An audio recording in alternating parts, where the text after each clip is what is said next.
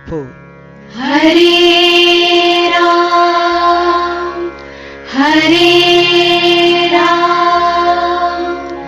राम राम हरे हरे हरे कृष्ण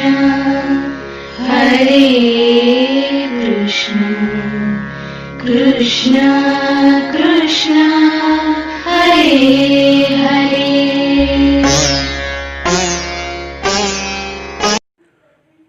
नमस्कार विद्यार्थी मित्रांनो, मी अरविंद गुलाब दगडे, सहाय्यक शिक्षक विठ्ठलराव पागे, विद्यामंदिर चिंचणी. विद्यार्थी मित्रांनो, आज आपण प्रकरण 3 सजीवातील जीवन प्रक्रिया भाग 2 हा घटक अभ्यासणार आहोत. यामध्ये आपल्याला प्रजनन, यामध्ये लैंगिक प्रजनन व अलैंगिक प्रजनन याविषयी माहिती अभ्यासणार आहोत. प्रजनन आणि आधुनिक तंत्रज्ञान, त्याचबरोबर लैंगिक आरोग्य आणि लोकसंख्येचा विस्फोट इत्यादी घटकांचा अभ्यास करणार आहोत.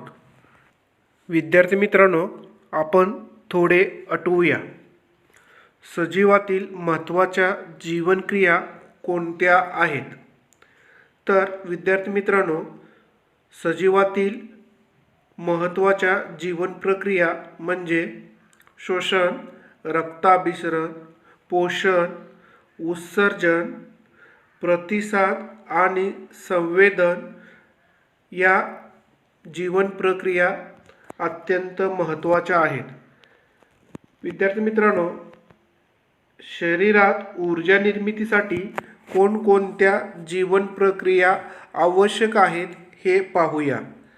तर आपल्याला आहारातून पचनाने तयार झालेले अन्न घटकांचे ऑक्सिडीकरण होण्यासाठी श्वसन आणि रक्ताभिसरण या जीवन प्रक्रियेची गरज आहे. पेशी विभाजनाचे प्रमुख प्रकार कोणते? तर यामध्ये काय फरक आहे हे आपण पाहूया. पेशी विभाजनाचे 2 प्रमुख प्रकार असतात: सूत्री विभाजन आणि अर्धसूत्री विभाजन. सूत्री विभाजन प्रकरणात गुणसूत्रांची संख्या बदलत नाही. एका जनकपेशीपासून 2 जन्यपेशी तयार होतात. अर्धसूत्री विभाजनात गुणसूत्रांची संख्या निम्मी होते. एका जनकपेशीपासून 4 जनकपेशी तयार होतात. विद्यार्थी मित्रांनो, पेशी विभाजनामध्ये गुणसूत्रे कोणती भूमिका बजावतात हे पाहूया. जनकपेशीतील DNA गुणसूत्रांच्या साहाय्याने जन्यपेशीमध्ये जातो. आनुवंशिक गुणधर्म पुढच्या पिढीत नेण्याची महत्त्वाची भूमिका गुणसूत्रे बजावित असतात. विद्यार्थी मित्रांनो, आत्ताच आपण विविध जीवन प्रक्रिया म्हणजेच पोषण, श्वसन, रक्ताभिसरण, उत्सर्जन, संवेदन, प्रतिसाद इत्यादी या प्रत्येक सजीवाला जिवंत राहण्यासाठी आवश्यक असतात. प्रजनन प्रक्रिया सजीवाला जिवंत राहण्यासाठी उपयोगी नसते, तर सजीव ज्या प्रजातीचा आहे ती प्रजाती टिकवण्यासाठी मदत करते. एका सजीवापासून त्याच प्रजातीचा नवीन सजीव तयार होतो. विद्यार्थी मित्रांनो, खालील चित्राचे निरीक्षण करा. त्या आधारे कोणती जीवन प्रक्रिया तुम्हाला लक्षात आली ते सांगा. विद्यार्थी मित्रांनो, आपल्याला दिलेल्या या चित्रामध्ये जे चित्र आहे यामध्ये आपल्याला शाकीय प्रजनन दाखवले गेलेले आहे रोपाची फांदी लावल्यावर त्याला मुळे येऊन त्यापासून नवीन रोप तयार होत असताना आपल्याला दिसत आहे. चित्र बी मध्ये कोंबडी अंडी देताना दाखवलेली आहे. चित्र क मध्ये बीज रुजून त्यापासून नवा अंकुर आणि नवे मूळ फुटलेले आपल्याला दिसते. तर चित्र ड मध्ये सूत्री विभाजनासारखी प्रक्रिया दाखवण्यात आली आहे. या सर्व चित्रांच्या आधारे प्रजनन ही प्रक्रिया आहे हे दिसून येते. विद्यार्थी मित्रांनो, तुम्हाला हे माहीत आहे का? प्रजाती टिकून राहणे म्हणजे काय? तर विद्यार्थी मित्रांनो, प्रजाती टिकून राहणे म्हणजे त्या प्रजातीने यशस्वी प्रजनन करून स्वतःसारखी संतती निर्माण करणे, जेणेकरून ती प्रजाती स्वतःचे अस्तित्व टिकवून राहू शकेल. एका सजीवापासून तयार झालेला त्याच प्रजातीचा दुसरा सजीव हा जनुकीयदृष्ट्या तंतोतंत पहिल्या सजीवासारखाच असतो का?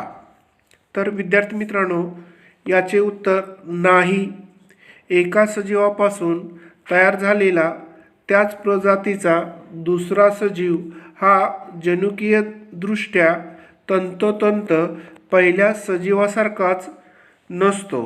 प्रत्येक पेशी विभाजनाच्या वेळी समजातीय गुणसूत्रामध्ये पारगती ही प्रक्रिया होते.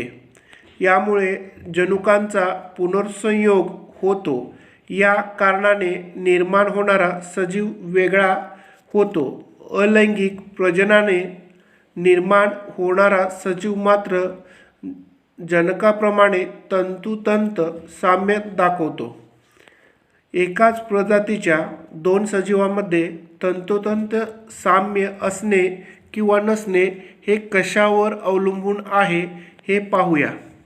तर विद्यार्थी मित्रांनो, प्रजनन लैंगिक प्रकारचे आहे की अलैंगिक आहे हे गुणसूत्रामध्ये पारगती किती होते, जनुकांचा पुनर्संयोग कितपत होतो यावर साम्य भेद अवलंबून असतात. जनुकांचा पुनर्संयोग होत असल्याने सहसा तंतोतंत साम्य आढळत नाही. मात्र एक युग्मजी जुळ्यात तंतोतंत साम्य दिसून आले आहे. एका सजीवापासून त्याच प्रजातीचा नवीन सजीव तयार होणे आणि पेशीविभाजन याचा काय परस्पर संबंध आहे हे समजावून घेऊया. प्रजनन या प्रक्रियेत गुणसूत्रांचे विभाजन होते. पेशीविभाजन या प्रक्रियेनेच नवी युग्मके तयार होतात. या युग्मकांचे फलनानंतर नवा जीव निर्माण होतो. लैंगिक प्रजननाच्या पद्धतीत या सर्व प्रक्रिया पेशी विभाजनानेच घडतात. अलैंगिक प्रजनन हे देखील पेशीच्या विभाजनानेच होते.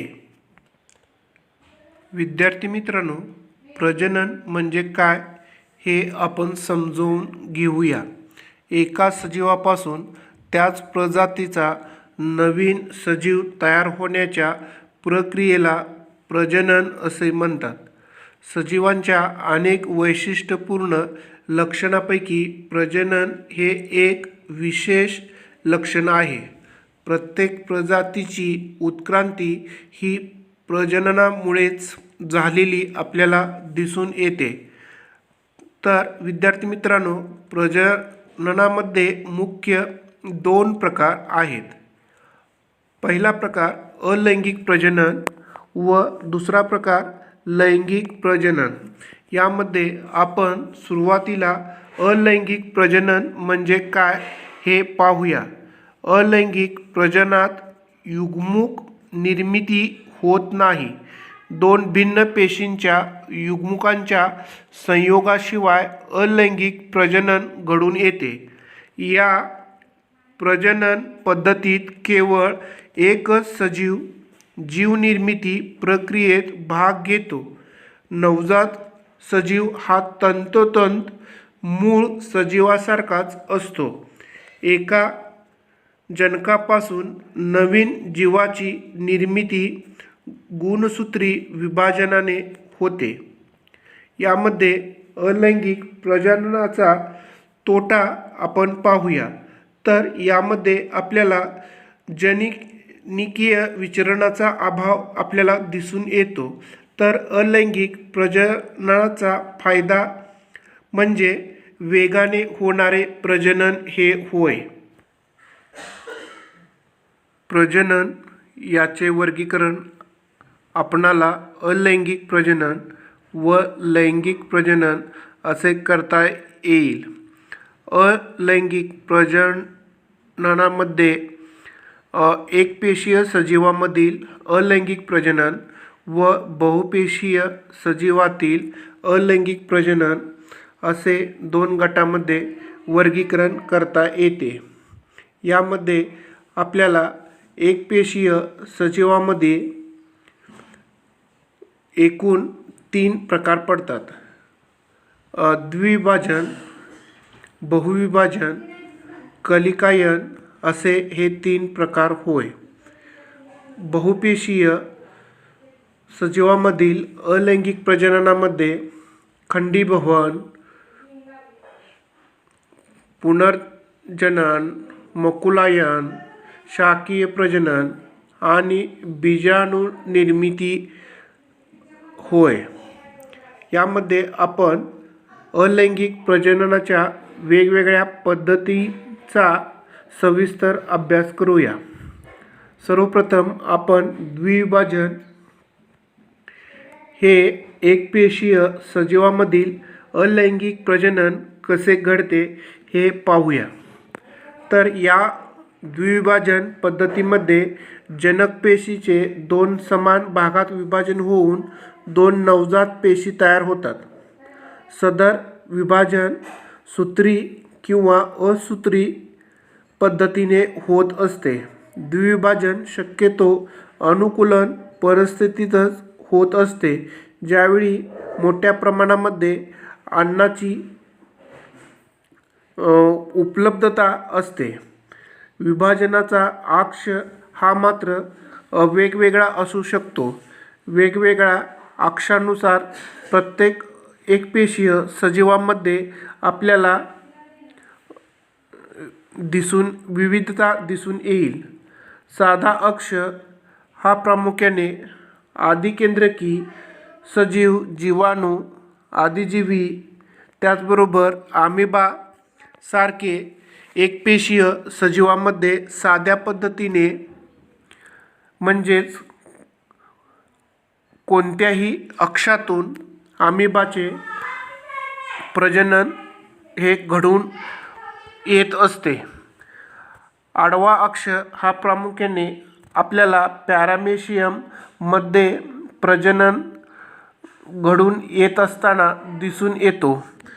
पॅरामेशियम हा आडवा अक्ष या पद्धतीने त्याचे 2 भागामध्ये विभाजन होत असते.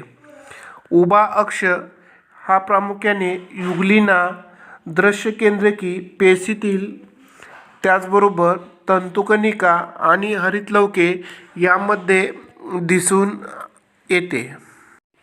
विद्यार्थी मित्रांनो, एकपेशीय सजीवामधील अलैंगिक प्रजननामध्ये आपण बहुविभाजन हा घटक पाहणार आहोत.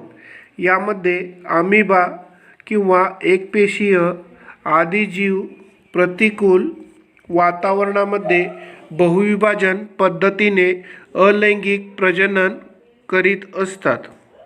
यामध्ये ज्यावेळी अपुरे अन्न किंवा इतर प्रकारची प्रतिकूल परिस्थिती तयार होते, त्यावेळी अमिबा छद्मपाद तयार न करता गोलाकार होतो.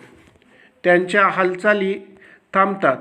पेशीपटलाभोवती पुटी म्हणजेच कठीण संरक्षक कवच तयार होते. या पुटीमध्ये सर्वप्रथम केंद्रकाचे अनेक वेळा सूत्री विभाजन होऊन अनेक केंद्रके तयार होतात. त्याभोवती पेशीद्रव्याचे विभाजन होते. अनेक छोटे छोटे अमिबा या पुटीमध्ये तयार होतात आणि जेव्हा प्रतिकूल परिस्थिती येते तेव्हा त्या परिस्थितीमध्ये ही पुटी फुटून अनेक नवजात अमिबा एकदम बाहेर पडतात. बहुविभाजन या अलैंगिक प्रजननानंतर जनक पेशीचे अस्तित्व राहते का हे पाहूया. बहुविभाजन या अलैंगिक प्रजनन पद्धतीमध्ये आपण आत्ताच पाहिले की जनक पेशीचे विभाजन होत असताना या पेशीचे केंद्रक आणि पेशीद्रव्य हे दोन्हीही विभाजित होते. त्यामुळे जनक पेशीचे तसेच अस्तित्व राहत नाही, परंतु तीच पेशी नव्या पेशीत रूपांतरित होत असते. एकपेशीय सजीवातील अलैंगिक प्रजननामधील तिसरा प्रकार आपण पाहूया. यामध्ये कलिकायन किंवा बडिंग असे आपण म्हणतो. किण्वच्या जनक पेशीत सूत्री विभाजनाने 2 नवजात केंद्रके तयार होतात. या जनक पेशीला बारीकसा फुगवटा म्हणजे कलिका येते. 2 नवजात केंद्रकापैकी एक केंद्रक या कलिकेमध्ये प्रवेश करते. कलिकेची पूर्ण वाढ झाल्यानंतर ती जनक पेशीपासून वेगळी होऊन स्वतंत्र नवजात किण्व पेशी म्हणून वावरू लागते. बहुपेशीय सजीवामधील अलैंगिक प्रजनन आपण अभ्यासूया. खंडीभवन या अलैंगिक प्रजननाचा प्रकार बहुपेशीय सजीवात आढळतो. या प्रकारात जनक सजीवांच्या शरीराचे अनेक तुकडे होऊन प्रत्येक तुकडा नवजात सजीव म्हणून जीवन जगू लागतो. जसे शैवाल, स्पायरोगायरा आणि सायकॉन किंवा स्पंज या प्रकारामध्ये मोडतात. स्पायरोगायराला ज्यावेळी मुबलक पाणी व पोषक द्रव्ये उपलब्ध असतात त्यावेळी त्यांच्या तंतूची वेगाने वाढ होऊन ते तंतू छोट्या छोट्या तुकड्यामध्ये खंडीभवित होतात. प्रत्येक तुकडा नवजात स्पायरोगायराचा तंतू म्हणून जगतो. सायकॉनच्या शरीराचे जर अपघाताने छोटे छोटे तुकडे झाले तर प्रत्येक तुकड्यापासून नवीन सायकॉन तयार होतो. बहुपेशीय सजीवामधील अलैंगिक प्रजननामधील दुसरा प्रकार म्हणजे रिजनरेशन. यालाच आपण पुनर्जनन असे म्हणतो. यामध्ये आपल्याला धोक्याच्या वेळी पाल स्वतःची शेपटी तोडून टाकते. कालांतराने तोडून टाकलेल्या शेपटीचा भाग पुनर्जित केला जातो. या मर्यादित पुनर्जननाचा प्रकार आहे, परंतु प्लॅनेरिया सारखे काही विशिष्ट प्राणी विशिष्ट परिस्थितीमध्ये स्वतःच्या शरीराचे 2 तुकडे करतात आणि प्रत्येक तुकड्यापासून शरीराचा उर्वरित भाग तयार करून 2 नवजात प्राणी तयार केले जातात. यालाच पुनर्जनन असे म्हणतात. बहुपेशीय सजीवातील अलैंगिक प्रजननामधील प्रकार 3 मुकुलायन. यालाच आपण बडिंग असे म्हणतो. पूर्ण वाढ झालेल्या हायड्राला जर पोषक वातावरण मिळाले तर त्याच्या शरीरभित्तिकेवर विशिष्ट ठिकाणी पुनर्जनन पेशीच्या विभाजनाने फुगवटा तयार होतो. या फुगवट्यास मुकुल म्हणतात. मुकुलाची वाढ होत राहते आणि त्याचे रूपांतर छोट्या हायड्रामध्ये होते. या छोट्या हायड्राच्या शरीराचे स्तर पचन गुहा हे जनक हायड्राच्या अनुक्रमे शरीरस्तर व पचन गुहेशी संलग्न असतात. या छोट्या हायड्राचे पोषण जनक हायड्राद्वारे होते.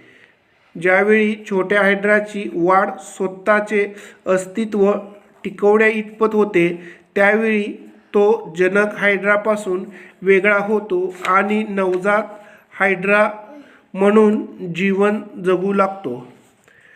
बहुपेशीय सजीवांमधील अलैंगिक प्रजननामधील प्रकार चौथा शाकीय प्रजनन. वनस्पतीमध्ये मूळ, खोड, पान, मुकुल यासारख्या शाकीय अवयवांच्या मदतीने होणाऱ्या प्रजननास शाकीय प्रजनन असे म्हणतात.